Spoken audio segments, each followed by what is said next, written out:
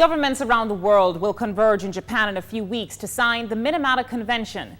Named for the most famous case of mercury poisoning in Japan in the 1950s, this convention seeks to minimize mercury use around the world. But is it going to work? And how will it affect Caribbean nations that use mercury in gold mining? Joining us now for some perspective is Dan Peplo. He's co-director of the Suriname Indigenous Health Fund, which seeks to help the Surinamese people to combat pollution from mercury in gold mining. Welcome, Dan.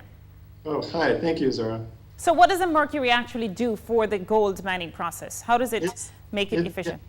It separates the gold from the sand. It's kind of maybe a three-step process where you have placer or gold in the soil, which is liquefied and pumped through a sluice box. Gravity sorts that out, and along with the black sand, and the gold and black sand is combined. Mercury then combines with the gold and takes it out of the sand. And so it's a way of just purifying the gold and separating it from the other materials. Small mining is said to be, in terms of mercury use, the biggest mercury pollutant worldwide. Talk to us, though, about your personal experience working in Suriname. Would you say that Suriname has been increasing the amount of mercury that they use in these gold mines?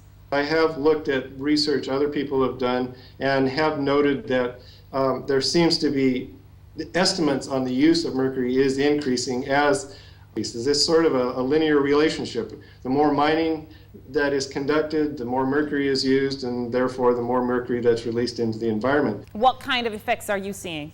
The effects are neurological. I think Minamata, if you look back at the research that came out of the Minamata Institute, it shows that it's essentially all aspects of neurological development, including motor, the effects on the motor system, cognitive abilities. How big of a problem is this mercury use worldwide?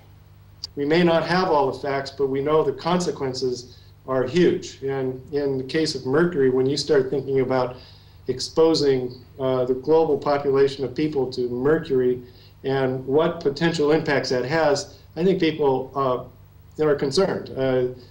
The idea that we could affect our mental capacity in the future globally is an issue for everybody. Dan, talk to us about this Minamata Convention. Well, first I'd like to say that the Minamata Convention is going to work because it has defined mercury as a serious problem, and it is doing a lot to stem the flow and reduce the exposure of humans and the environment to more mercury. And I think it has a goal of, if not reducing, at least stemming the exposure of people around the world to mercury by 2020. Is the world financially ready for these kinds of changes? Because from what I understand, limiting mercury use is not just about gold mining, but also about just general everyday activities, for instance, in thermometers in hospitals. I mean, changing that out, that's a multi-year process right there. I think as a public health person, I tend to reject these short-term concerns that these things cost money, but that's where we should be spending our money. A government like Suriname that for a long time, they've had very, very small economies, and now they see gold as a potential boon for them in the future, even though I know gold prices have collapsed. And you're going to basically say to them, limit the accessibility to mercury that could potentially cut off or shoot them in the foot? The costs of building infrastructure are externalized and borne by the country itself. You take countries that are developing, the costs of building its infrastructure are borne by the country itself and the people who live there, and then to make the country available for outside investors.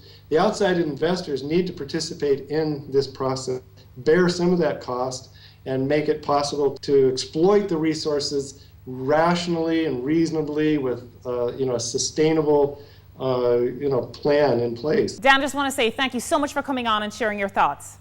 Well, thank you, Zara. That's Dan Peplo. He's co-director of the Suriname Indigenous Health Fund, joining us from White Swan in Washington State. The preceding segment was brought to you by Caribbean Dreams. Finally, a way to help control your diabetes. Introducing Caribbean Dreams Cinnamon Mint Diabetic Tea. Caribbean Dream Cinnamon Mint Diabetic Tea is all natural and sweetened with Stevia Leaves, a plant sweetener that's safe for diabetics. Cinnamon increases the body's ability to regulate blood sugar. Peppermint is high in antioxidants and soothes the stomach. Take control of your diabetes with Caribbean Dreams Cinnamon Mint Diabetic Tea.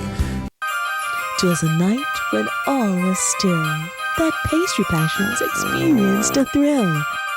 It could have been the beautiful cakes that made this special little doll awake. A night to indulge in freshly baked products and desserts was enough to make this doll smirk. Now I see why even she couldn't resist taking a bite from the goodies on the Pastry Passions list. Pastry Passions is everybody's passion. So this is where we bring 18 Degrees North to a close for this week. Join us online, look us up on Twitter, on Facebook. We're there to get your story ideas and keep all of us connected to the Caribbean. From all of us here at 18 Degrees North, I'm Zara Burton. Thanks for watching. See you next time. 18 Degrees North is a production of Global Reporters for the Caribbean in association with Grace and JN International Money Transfer.